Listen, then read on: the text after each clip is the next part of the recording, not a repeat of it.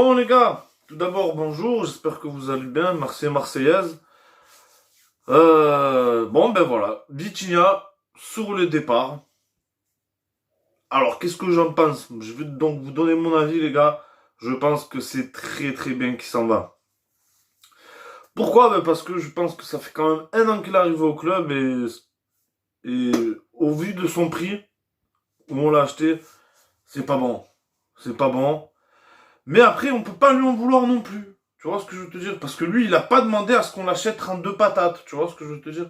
Donc tu peux pas vraiment lui en vouloir à lui. C'est juste que c'est un joueur qui, qui a, comment dire, qui paie un peu le prix de son transfert et puis c'est tout.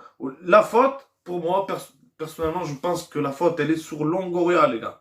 Longoria. Tu vas pas me chercher un attaquant comme ça à 32 millions. Tu vois ce que je veux te dire? Même s'il était bon, plutôt. Mais voilà. Très mauvais choix. Très mauvais choix de Pablo Longoria. Je souhaite pas la mort non plus, tu vois, Zinc. Mais pas.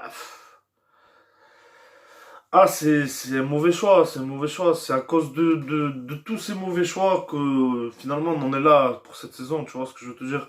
Et c'est dommage. Après, je regardais la vidéo de. Comment s'appelle ce youtubeur? Steve, supporter of Marseille, il me semble, ouais, c'est bien ça. Qui lui a donné, qui a tourné une vidéo et qui a donné son avis sur le sujet. Et je trouve qu'il a plutôt pas tort sur ce qu'il dit. C'est plutôt sensé.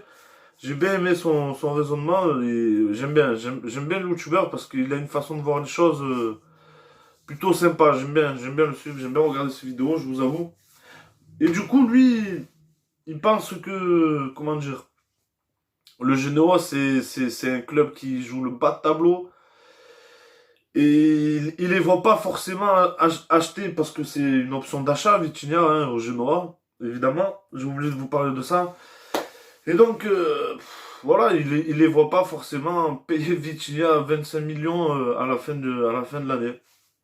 Donc moi, je dis pourquoi pas. Je dis pourquoi pas dans le sens où euh, il y a pour certains cas où les prêts, ça a fonctionné. Dernière en date, c'est le Brésilien, là. Putain, je me souviens même plus son nom. Luis Enrique, les gars. Luis Enrique, depuis qu'il est revenu, on voit deux, trois trucs, c'est plutôt sympathique, tu vois. Je m'y attendais vraiment pas, tu vois, mais pour le coup.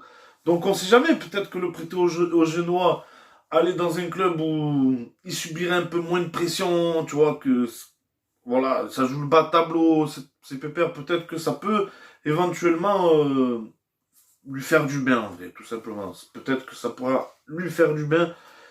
Et donc on verra bien. Mais c'est vrai que je trouve que Steve a raison. Que Steve a raison.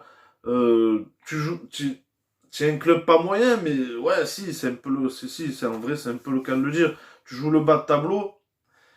Acheter un attaquant 25 millions, ça paraît un peu improbable, hein, tu vois ce que je veux dire. Le Genoa n'est pas réputé pour être un club qui a de l'argent, qui, tu vois, qui recrute. Tu as compris.